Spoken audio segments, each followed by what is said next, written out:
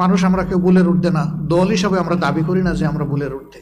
এই সংগঠনের প্রতিটি কর্মী, সহকর্মী কিংবা দলের দ্বারা যে যেখানে ক্ষতিগ্রস্ত হয়েছেন, কষ্ট পেয়েছেন, সবার কাছে কোনো শর্ত নাই, বিনা শর্তে মাপছে। রহমান রহিম। জামাতের আমির ডাক্তার শফিকুর রহমান একটা প্রোগ্রামে তার দলের পক্ষ থেকে নিঃশর্ত ক্ষমা প্রার্থনা করেছেন। বলেছেন কোনো ভুল হতেই পারে, ভুলের ঊর্ধ্বে কেউ নয়, দলও নয়, তিনিও নন, অতএব তিনি নিঃশর্ত ক্ষমা চান। তার এই ক্ষমা প্রার্থনাকে অনেকে ৭১-এর জামাতের সাথে ত্যাগ করেছেন, যে ৭১-এ জামাত অপরাধ করেছে, ভুল করেছে, সেজন্য নাকি জামাত আমির ক্ষমা চেয়েছে। তার এই ক্ষমা চাওয়ার প্রেক্ষিতে আমার এই আজকের আলোচনা। প্রথমে আপনারা এই জামাত আমিরের সেই বক্তব্যটি, ক্ষমা প্রার্থনার বক্তব্যটি শুনুন। কোনো শর্ত নাই, বিনা শর্তে মাপছে। আপনারা আমাদেরকে ক্ষমা করে দেবেন। মানুষ আমরা কেউ ভুলের ঊর্ধ্বে না। দল হিসাবে আমরা দাবি করি না যে আমরা ভুলের ঊর্ধ্বে। এই সংগঠনের প্রতিটি কর্মী, সহকর্মী কিংবা দলের দ্বারা যে যেখানে ক্ষতিগ্রস্ত হয়েছেন, কষ্ট পেয়েছেন, সবার কাছে কোনো শর্ত নাই, বিনা শর্তে মাপছে।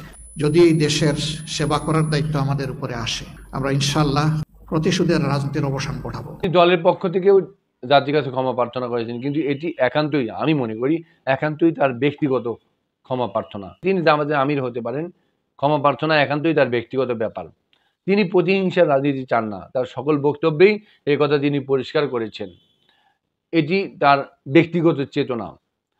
আমার বিরুদ্ধে কেউ যদি মিথ্যা সাক্ষ্য দেয়, তাতে যদি আমার শাস্তি হয়, আমি কি প্রতিশোধ নিব না? কোরআন কি এই শিক্ষা দেয় না? একজন মিথ্যা সাক্ষ্যদানকারীর জন্য কোরআন স্পষ্ট শাস্তির বিধান দিয়েছে। আমি কি প্রতিশোধ নিব না? এই জন্য প্রতিহিংসা পরায়ণ নয়, প্রতিশোধ পরায়ণ নন। তিনি আওয়ামী লীগকেও ক্ষমা করতে পারেন, ওই মিথ্যা সাক্ষীদাতাদের ক্ষমা করতে পারেন। এটা তার ব্যক্তিগত ব্যাপার। তিনি ঢালাওভাবে তার ব্যক্তিগত ব্যাপার নিয়ে ক্ষমা চাইতে পারেন। ডাক্তার শফিকুর রহমান ৭১ সালে আওয়ামী লীগের তো হাতে লেখা পোস্টারে কর্মী ছিলেন। তার নিজের মুখে বক্তব্য শোনেন।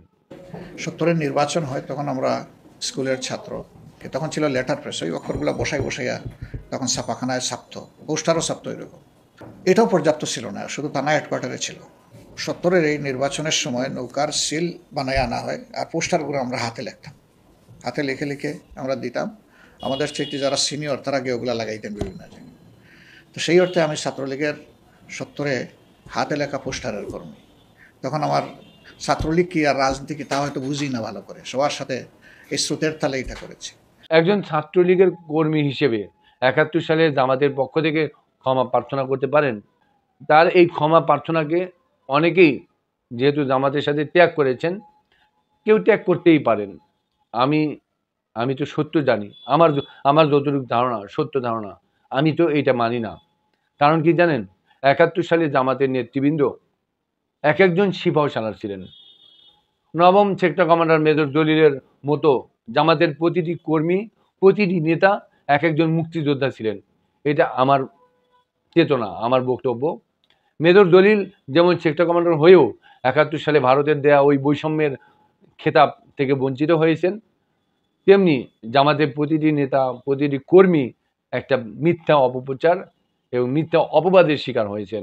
ডাক্তার শফিকুর রহমানের মতো একজন বিচক্ষণ মানুষ জামাতের আমির হওয়া সত্ত্বেও তার এই ক্ষমা প্রার্থনার এই বক্তব্যটি ওই এবি পার্টির যে প্রতিষ্ঠাতা মরহুম ব্যারিস্টার আব্দুর রাজ্জাক, যিনি এই অপবাদকারী, মিথ্যা অপবাদ সৃষ্টিকারী, সেই ভারতের সাথে সুর মিলিয়ে জামাতের তখনকার সেই নেতাদেরকে ক্ষমা চাইতে বলেছেন। জামাতের ক্ষমা চাওয়া উচিত ৭১ সালে প্রেক্ষিতে এই কথা বলেছেন বলে ব্যারিস্টার আব্দুর রাজ্জাক যেভাবে পদত্যাগ করেছেন, জামাতের আমির ডাক্তার শফিকুর রহমান সেই সুরে কথা বলেছেন। জামাত ইসলামী ওয়ান পাকিস্তানের পক্ষে সাপোর্ট দিয়েছিল। এটা কোনো রাজনীতিতে অপরাধ না, তখন কিন্তু পাকিস্তানের অংশ ছিল পূর্ব পাকিস্তান। কিন্তু যদি কোনো অপরাধ ওনারা করে থাকেন, যেমন মানুষ খুন করে থাকেন, কারো বাড়িতে আগুন দিয়ে থাকেন, কারো সম্পদ লুণ্ঠন করেন, কারো ইজ্জতের উপরে হাত দেন, তাহলে অবশ্যই তাদের বিচার হওয়া উচিত। আপনি কথা বলতেই পারেন, আপনি যদি বাংলাদেশের প্রকৃত নাগরিক হন, আপনি যদি বাংলাদেশের জন্মের ইতিহাস জানেন, আপনি যদি বাংলা ভাষায় কথা বলেন, আপনি অবশ্যই সেই ৫২ ভাষা আন্দোলনকে স্বীকার করবেন না? সেই ৫২ ভাষা আন্দোলনে জামাতের প্রয়াত আমির অধ্যাপক গোলাম আজম ডাকসু জিএস ছিলেন। এই দেখুন, তার প্রমাণ দেখুন। এই প্রমাণ দেখার পরে আপনার জলে কেন, আপনার পড়ে কেন? তিনি যে ডাকসু জিয়েছিলেন এটা কি চেঞ্জ করতে পারবেন? আপনি নাম মুছিয়ে দিলে কি মুছা হয়ে যাবে? সে 48 সাল পর্যন্ত 52 সাল 53 সালে তারপরে জিয়ে আসছেন। এতদিন তিনি ডাকসু জিয়েছিলেন। যিনি 52 ভাষার সৈনিক ছিলেন তাকে 71 রাজাকার বলবেন? বলতেই পারেন। আমি মানি না। যিনি ভাষা সৈনিক তিনি খাঁটি দেশপ্রেমিক। আপনি তো আর ভাষা সৈনিক না। আপনি জামাতের আমির, আপনি 71 সালে আওয়ামী লীগ ছাত্রলীগ কর্মী। আপনি 71-এ সেই প্রেক্ষিতে গোলাম আজমের জন্য ক্ষমা প্রার্থনা করতে পারেন না। আপনাকে যদি ট্যাগ দিয়ে থাকে কেউ, সেই ট্যাগের বিরুদ্ধে আমি এই কথা বলছি। 52 সালে ভাষা আন্দোলনে যখন অধ্যাপক গোলাম আজম ডাকসু জিয়েছিলেন, এটাতে যদি আপনি জলে বা পড়ে, তার মানে আপনি বুঝবেন যে আপনি একজন রুগী। জ্বালা পড়া আপনি করবে কেন? আপনি বাংলাদেশের প্রকৃত নাগরিক নন। আপনি সত্য মানেন না। আপনি সত্য যদি না মানেন, ডাকসু জিএসকে যদি না মানেন, আপনি যদি কেউ এই প্রমাণ দিলে তার উপরে যদি চড়াও হন, তার মানে আপনি কিরকম মন মানসিকতা লালন করেন নিজেকে একটু ভেবে দেখেন। ইব্রাহিম আলাইহিস সালাম তার সময়ে জালিম শাসক নমরুদকে বলল যে আল্লাহ জীবন দেন, আল্লাহ মৃত্যু দেন। নমরুদ বলল না, আমি জীবন দিই, আমিও জীবন দিই, আমিও মৃত্যু দেই, তুমি দেখতে পারো। তখন ইব্রাহিম আলাইহিস সালাম বললেন যে সে আল্লাহ সূর্য পূব দিক থেকে উদিত করেন, তুমি পারলে সূর্য পশ্চিম দিক থেকে তুলো। তখন নমরুদ হতবুদ্ধি হয়ে গেল, ব্যর্থ হয়ে গেল ইব্রাহিম আলাইহিস সালামের কাছে। কিন্তু সে এই সত্যটা মানল না। ইব্রাহিম আলাইহিস সালাম যখন সবগুলো মূর্তি ভেঙে সবচেয়ে বড় মূর্তির ঘাড়ে কুড়ালটা রেখে আসলেন, সবাই বললেন যে মূর্তি কে ভাঙলো? ইব্রাহিম আলাইহিস সালাম বললেন যে তুমি ওই বড় মূর্তিকে জিজ্ঞেস করে দেখো, তোমার প্রভুকে জিজ্ঞেস করো। তখন সবাই বললো যে তুমি তো জানোই তারা কথা বলতে পারে না। তখন ইব্রাহিম আলাইহিস সালাম বললেন, যে কথা বলতে পারে না সে কিভাবে প্রভু হতে পারে? তাহলে তাকে তোমরা প্রভু মানো কেন? তাদের মাথা হেট হয়ে গেল। কিন্তু তারা এই সত্যটা মানল না। তারা ইব্রাহিম আলাইহিস সালামকে আগুনে নিক্ষেপ করলো। আপনিও যদি বাংলাদেশের নাগরিক হয়ে সেই ভারতের শিখানো বুলি নিয়ে চলেন, 71-এ বুলিকে পুঁজি হিসেবে ধারণ করেন, ওদের মতো হিন্দুত্ববাদী আদর্শ লালন করেন, মূর্তি পূজা করেন, একজন সৎ দেশপ্রেমিক ভাষা সৈনিক নাগরিককে যদি রাজাকার বলেন, আপনি বলতেই পারেন। আপনি সেই ভাষা সৈনিক দেশপ্রেমিক অধ্যাপক গোলাম আজমকে 71-এর জন্য রাজাকার বলবেন, 71-এর ভূমিকার জন্য? কেন আপনি শেখ হাসিনার স্বামী ডক্টর ওয়াজেদকে রাজাকার বলেন না কেন? সে তো 71 সালে এহিয়া খানের অধীনে পরমাণু কমিশনে চাকরিরত ছিলেন। তাকে রাজাকার বলতে আপনার বাদে কে, চলে কে, পড়ে কে? আপনি 71 সালে এদেশে অসংখ্য আমলা ছিল, অসংখ্য বিশ্ববিদ্যালয়ের শিক্ষক ছিল, অসংখ্য সরকারি কর্মকর্তা কর্মচারী ছিল, যারা জেলা প্রশাসক ছিল, যারা শেখ মুজিবের আমলেও একইভাবে কাজ করেছে। আপনি তাদেরকে রাজাকার বলেন না, আপনি জামাতের নেতাদের রাজাকার বলেন। মানে কি জলে কোন দেখায় আপনার? আপনারা জানেন যে 71 সালে শেখ হাসিনা তার স্বামীর এই পরমাণু কমিশনের চাকরির সুবাদে ভিআইপি লাইফ স্টাইল করেছেন। সেই সময়ে যে সময়ে মেজর জলিল বা মেজর জিয়াউর রহমান তারা মেজর ছিলেন, সেই মেজরদের উপরে কর্নেল মর্যাদার সেনাবাহিনীর কর্মকর্তারা শেখ হাসিনাকে পাহারা দিয়েছেন। শেখ হাসিনার মুখেই শোনেন। সেদিন এক কর্নেল আসলো, জয়কে কোলে নিয়ে দাঁড়ানো ছিলাম ইসের কাছে, ঠিক মানে জানলার সিকের কাছে দাঁড়ানো, আমি এপাশে ও পাশে আর্মির সেই কর্নেল। সে আমাকে জিজ্ঞেস করছে যে ওরা জানে যে আমরা নাম রেখেছি, আমার মনে হয় যেটা, তো জিজ্ঞেস করো তোমার ছেলে হয়েছে নাম কি? তা আমি বললাম নাম জয়। इसका मतलब क्या है? তা বললাম জয় মানে জয়, জয় মানে ভিক্টরি, জয় মানে আনন্দ, জয় মানে ভিক্টরি। যখন বলছি জয় মানে ভিক্টরি তখন ওর খুব মেজাজ খারাপ হয়ে গেল।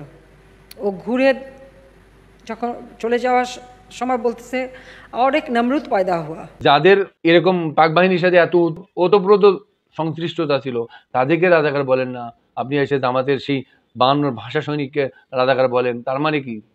মানে আপনার আদর্শ কোন জায়গা থেকে আসছে আপনি চিন্তা করেছেন? আপনি একটু চিন্তা করেন, কারা ওই কতিপয় আলেমকে এই রাজাকার, আলবদর, আশামস ইত্যাদি ট্যাগ দিয়েছে?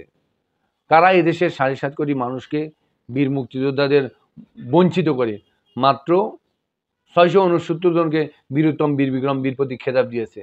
আপনি চিন্তা করুন, কারা 30 লাখ শহীদের মধ্য থেকে 30 লাখ শহীদকে বাদ দিয়ে মাত্র 7 জন শহীদকে বীরশ্রেষ্ঠ খেতাব দিয়েছে?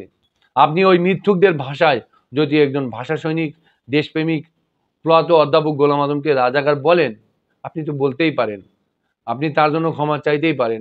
এটা আপনার ব্যক্তিগত ব্যাপার, এটা আপনার স্বাধীনতা। আপনি তো মূর্তি পূজাও করতে পারেন, এটা আপনার ধর্মীয় স্বাধীনতা। আপনি একটা মেয়ের সাথে বিয়ে না করেই সন্তান জন্ম দিলেন, আর বিয়ে করে সন্তান জন্ম দিলেন, কাজ তো দুইটা একই, খালি মুখ দিয়ে কিছু কথা বলা। এইটুকু আপনি নাই করলেন, এটা আপনার ব্যাপার, আপনি করতেই পারেন। ডাক্তার শফিকুর রহমান, জামাতের আমির, তথাকথিত ক্যাঙ্গারু ট্রাইব্যুনালের সেই অভিযুক্ত এটিএম আজহারুল ইসলামের মুক্তির সেই একটা প্রোগ্রামে নিঃশর্ত ক্ষমা প্রার্থনা করেছেন। তার এই ক্ষমা প্রার্থনাকে ৭১-এর সাথে ট্যাগ দেওয়ার কারণে আমার এই এতগুলো কথা বলতে হলো। এজন্য যদি বিতর্ক হয়, আমি যে কোনো চ্যালেঞ্জ নিতে রাজি আছি। আপনি যত বড় ৭১-এর মুক্তিযোদ্ধা হন, আপনি কাদের সিদ্দিকী হন আর যেই হন, ৭১ নিয়ে বাড়াবাড়ি করবেন না প্লিজ। ৭১ নিয়ে যদি বিতর্ক করেন, আমি যে কোনো চ্যালেঞ্জ নিতে রাজি আছি। আপনি জিয়াউর রহমানকে নিয়েও বাড়াবাড়ি করবেন না। কারণ কি জানেন, জিয়াউর রহমান যেমন সেক্টর কমান্ডার ছিলেন, তেমনি নবম সেক্টর কমান্ডার মেজর দলিলও একজন সেক্টর কমান্ডার ছিলেন। এই জিয়াউর রহমান, মেজর দলিল, দুজনের মধ্যে একজন ভারতের দেওয়া সেই বৈষম্যের খেতাবপ্রাপ্ত, আর একজন খেতাব বঞ্চিত। দুজনের যদি আমি দেশপ্রেম তুলনা করি, কাউকেই কিন্তু ছোট করা যাবে না। এজন্য ৭১ নিয়ে বাড়াবাড়ি করবেন না। যে ৭১-এ যারা আপনার মুক্তিযোদ্ধা ছিলেন বাড়াবাড়ি করেন, বা হাসিনার থেকে ভাতা পেয়েছেন, এখনো প্রতি মাসে ভাতা তোলেন, ভারতের দেওয়া সেই তালিকায় যারা আছেন, তারা হয়তো তাদের গায়ে লাগতে পারে, তারা গোলাম আজমের এই জিএসের ডাকসু জিএসের প্রমাণ দেখলে জ্বলে পড়ে যেতে পারে তাদের, তারা বাড়াবাড়ি করতেই পারেন। তাদের জন্য বলছি, দয়া করে ৭১ নিয়ে বাড়াবাড়ি করবেন না। ৭১-এর ১৬ ডিসেম্বরে কে দেশ স্বাধীন করেছে, আপনারা কোথায় ছিলেন, সেটা প্রশ্ন করলে আপনাদের গা লাগবে, হাতে গা লাগবে। ১৭ই ডিসেম্বর, ৩০শে ডিসেম্বর দেশের ক্ষমতায় কে ছিল? সুতরাং ৭১-এর সেই মুক্তিযোদ্ধা বা ভারতের শেখানো সেই রাজাকার, আলবদর ট্যাগ, এই সমস্ত নিয়ে বেশি বাড়াবাড়ি করবেন, enough is enough, hair is full stop. এই ৭১ ব্যবসা, ৭১-এর বাড়াবাড়ি, এরা সম্পূর্ণ রাজনৈতিক পুঁজি হচ্ছে আওয়ামী লীগের, শেখ হাসিনার পুঁজি। শেখ হাসিনা হচ্ছে ৭১-এর ব্যবসার ধারক বাহক, এটাই তার পুঁজি। আর এদের মেইন ডিলার হচ্ছে ভারত। ভারতের দেয়া প্রোডাক্ট আপনি আমদানি করে বাংলাদেশে মুক্তিযুদ্ধ নিয়ে বাড়াবাড়ি করবেন, অত সহজ না। এটা আপনার দেশদ্রোহিতা, এটা আপনার মির্জাফরি, এটা আপনার কপটতা। আর কি বলবো। জামাত আমির ডাক্তার শফিকুর রহমান ক্ষমা চেয়েছেন, এটা তার একান্তই ব্যক্তিগত ব্যাপার। তিনি ছাত্রলীগের কর্মী ছিলেন, তাই তিনি ক্ষমা চেয়েছেন। ৭১ সালে সেই ৫২ ভাষা সৈনিক, দেশপ্রেমিক নাগরিকরা কি ভূমিকা রেখেছেন, সেজন্য জামাতে আমির ক্ষমা চাইতে পারেন না। এ তো গেল শুধু ভাষা সৈনিকের ব্যাপার। এভাবে প্রত্যেকের ব্যাপারে যদি আমি বলতে চাই, যাদেরকে হাসিনা ফাঁসি দিয়েছে বা যাবজ্জীবন কারাদণ্ড দিয়েছে, প্রত্যেকের ৭১ সালে এক একজনের ভূমিকা দেখলে বিশাল ডকুমেন্টারি তৈরি করা যাবে। তারা ৭১-এর দেশপ্রেমিক ছিলেন, এক একজন বীর মুক্তিযোদ্ধা ছিলেন। কিন্তু আমি সেদিকে গেলাম না, আজকে শুধু একজনের মধ্যে সীমাবদ্ধ থাকলাম। তো সবশেষে বলতে চাই, জামাত আমির ক্ষমা চেয়েছেন, তার ব্যক্তিগত ব্যাপার। এটা তিনি ৭১ সালে ছাত্রলীগের কর্মী ছিলেন, হাতে লেখা পোস্টারের কর্মী ছিলেন, তিনি ক্ষমা চাইতেই পারেন, আর দলের পক্ষ থেকে ক্ষমা চাইতে পারেন। কিন্তু ৭১-এ যারা জামাতের নেতৃবৃন্দ ছিলেন, তাদের জন্য ক্ষমা চাওয়া এই জামাত আমিরের জন্য মানায় না। জামাতের কোনো নেতা কর্মী ৭১-এ অপরাধী ছিলেন না, প্রত্যেকে এক একজন মেজর দলিলের মতো দেশপ্রেমিক ছিলেন, মুক্তিযোদ্ধা ছিলেন। যদি কেউ বাড়াবাড়ি করেন, চ্যালেঞ্জ করেন, আসেন আমার সাথে বিতর্কে আসেন। আমি প্রশ্ন করবো, আপনি উত্তর দেবেন, আপনি প্রশ্ন করবেন, আমি উত্তর দেব।